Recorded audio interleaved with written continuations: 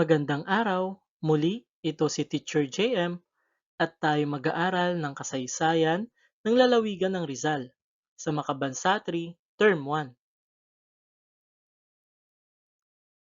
Ang lalawigan ng Rizal ay mayaman sa kasaysayan at kultura.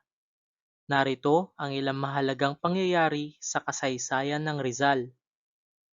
Noong pre-colonial na panahon, ang lugar na ngayon ay lalawigan ng Rizal ay tahanan ng mga sinaunang pamayanan ng mga Tagalog.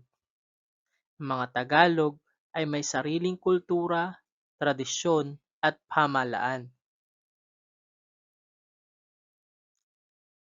Nasa pamumuno ng Laguna Encomienda o pangkat ng mga tao noong panahon ng Kastila ang Morong. Nasa pamumuno naman ng Tondo ang Taguig, Navotas, Malabon, Parañaque at Pasig. Alam nyo ba, nagnenegosyo na noon ang 26 na bayan ng Rizal sa mga Inchik. At nung panahon naman ng mga Espanyol, noong ika-16 na siglo, ang lugar ay nasakop ng mga Espanyol at ang bahagi ng Probinsya de Tondo, ang mga Espanyol ay nagdala ng Kristyanismo at nagtatag ng mga misyon at simbahan sa lugar.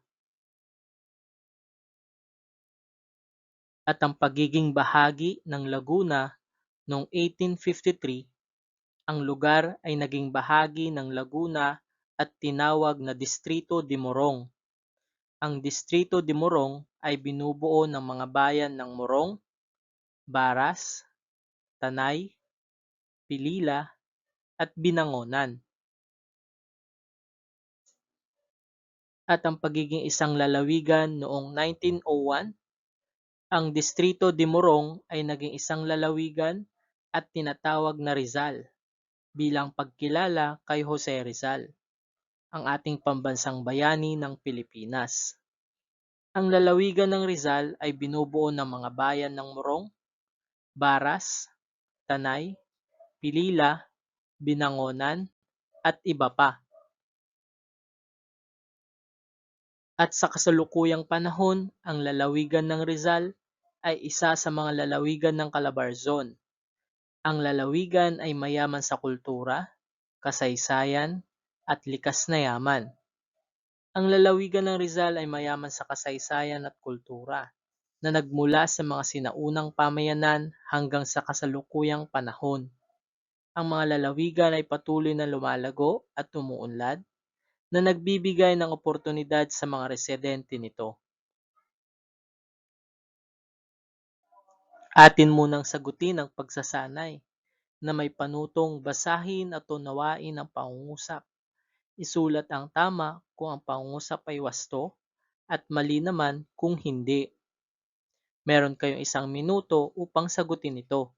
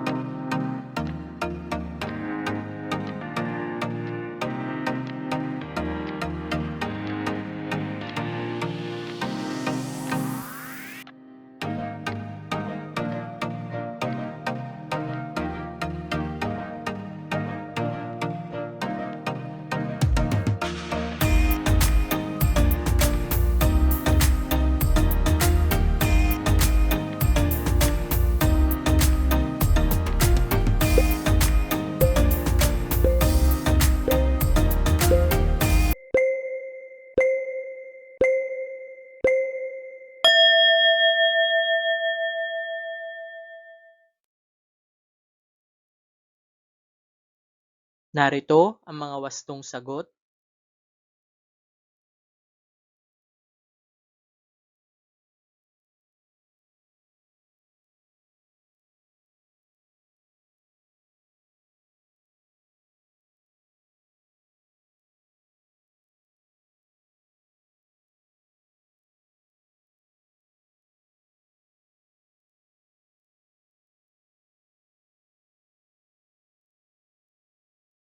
Dito nagtatapos ang kasaysayan ng lalawigan ng Rizal sa Makabansa 3, Term 1. Maraming salamat sa inyong pakikinig. Sana ay marami kayong natutunan sa araling ito. Muli, ako si Teacher JM at huwag kakalimutang mag-subscribe sa ating YouTube channel, like, comment and share, and click the notification bell for more videos.